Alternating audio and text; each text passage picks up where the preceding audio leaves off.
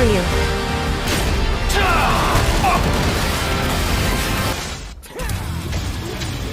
Hey everybody, welcome back to another video. With Ninja Gaiden 4 on the horizon, I want to talk about whether or not Ninja Gaiden 4 could actually surpass Devil May Cry 5. Now, these games are extremely similar, but also extremely different in a lot of ways. Both Devil May Cry 5 and Ninja Gaiden 4 are the returns of their respective franchises after a long absence, discounting remakes or reimaginings. Both are extremely different in their respective styles of hack and slash, where Devil May Cry is prioritizing air and also stylish combat, while Ninja Gaiden prioritizes your brutal nature and fast-paced combat. Both games, said by the developers, are welcoming to new players and also old players alike. Devil May Cry 5, as great as it was, expanded on the combat left from the bare bones of 4 and also gave us elements from every aspect of the different Devil May Cry games, including the reboot, giving us a heartfelt story about legacy and returning Virgil to the series, introducing new and old characters alike. Despite some people having their problems with certain elements of Devil May Cry 5's story, a lot of people still find the combat and a lot of other elements to be the best part of the game, with both the enemies and the environments being a massive upgrade from what we've had in the previous games, with more of a linear level system,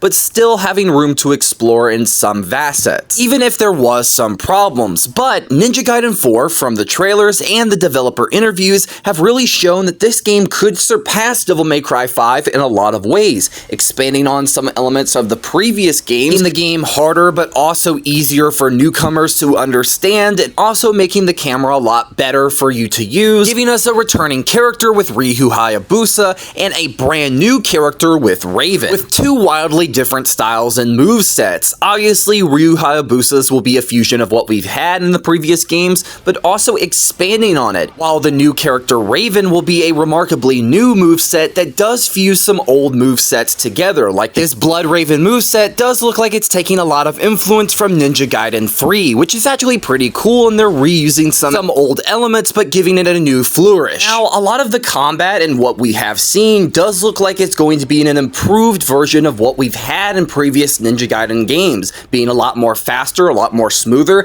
and also two characters with wildly different styles of combat, but also being fairly similar in a lot of ways. Similar to what they did with Devil May Cry 5, having Nero have his own moveset, V have his, and Dante have his. Ninja Gaiden 4 does look like it could actually surpass Devil May Cry 5 in a lot of ways, taking out a lot of the flaws that were a big hindrance to the previous Ninja Gaiden games. Unlike Devil May Cry 5, the story does look pretty interesting, and it actually could surpass what Devil May Cry 5 did, where a lot of fans did have their problems with the story with Virgil and how it didn't really expand on too much. Obviously, it did give Virgil his own semblance of a character more than the original games did. Yes, that is true. But obviously, a lot of fans did have their problems with Devil May Cry 5 when it comes to the idea that we could have finally killed off Mundus for good, or finally capped off the trilogy dealing with the final big bad. But with Ninja Gaiden 4's story, it doesn't seem like we're going to be running into a similar problem. Yes, it's going to be dealing with something a part of the older games, unlike the previous Ninja Gaiden game stories where they've been slightly confusing but also still heartfelt in their own right. Ninja Gaiden 4's story is going to be dealing with a big aspect of the original games, and that is the Dark Dragon, which is actually pretty interesting. That was a big aspect of certain parts of the original games, the mythicalness of it. Unlike Devil May Cry 5's story, it's not going to be tied down to certain flaws. It might have its own hindrances, most likely, but we do not know yet. Unlike Devil May Cry 5 is actually going to have a lot of traversal style puzzles or ways to get around,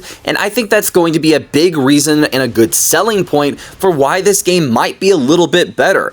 Yes, with Devil May Cry 5, I really love it, but you're just walking around or running around to certain things. This game, Ninja Gaiden 4, you're going to be using swinging mechanics, you're going to be jumping around, running on walls, and also being able to do those things in combat. Something you really couldn't do in 5, and honestly, there's a lot of things that give Ninja Gaiden, in my personal opinion, an edge for why it could actually succeed and surpass Devil May Cry 5 and be the next return of the the series in the same way that Devil May Cry 5 was for a long period of time. But hey, these are all just my own personal opinions as a fan of somewhat both series. More Devil May Cry 5 than Ninja Gaiden. But make sure to hit the like button or the dislike button if the video wasn't for you, and please consider subscribing if you are new, and also hit the bell notification button to be notified when I upload. It does actually help out the channel and me. Have a good rest of your day, morning, afternoon, night, or whatever it is for you in the world, and peace out. Bye-bye!